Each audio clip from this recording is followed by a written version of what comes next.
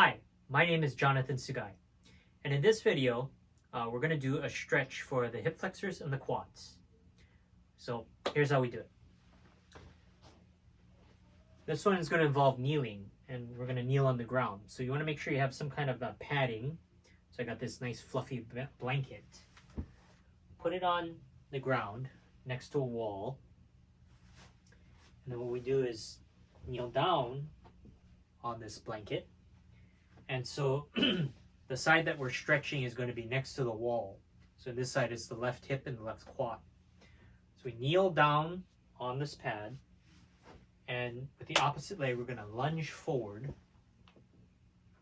And what this does is it opens up the hip. So actually, if we were doing it this way, this is what it looks like, okay?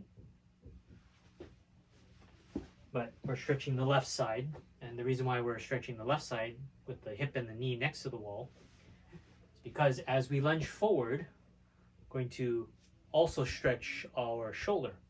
So we're going to take our arm forward and backwards like a rainbow and put our hand up against the wall and continue leaning forward.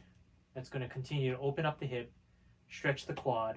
We're stretching the pec, and we're also stretching the bicep. And you want to hold that for 1 minute. Okay, and let's demonstrate that the other way. Okay, drop down to the on one knee so that we're again stretching the right hip and the right quad. Lunge forward with the left. That opens up the hip and the quad. Take our arm forward and backwards like a rainbow. Put our hand on the wall. Open up the pec. Stretch out the bicep and arm. And hold that for 1 minute.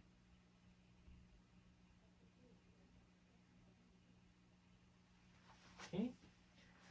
And ideally you want to do this about 3 times a day. In the morning, middle of the day, and evening. And it's important because this part of your body gets very tight from sitting. It also can get very tight from standing. The inner thighs, the vastus medialis and the saphenous nerve also gets very tight, very charged up. And when we do shiatsu, there's a lot of trigger points. And this actually causes a lot of back pain because this area of your body is not holding up the upper part of the body. So the back starts to strain because of it. So if you stretch out this area, this will help keep your back loose and help you to move better, so especially getting in and out of bed and getting up from sitting after a long period of time. If you keep this loose, then it's a much smoother experience.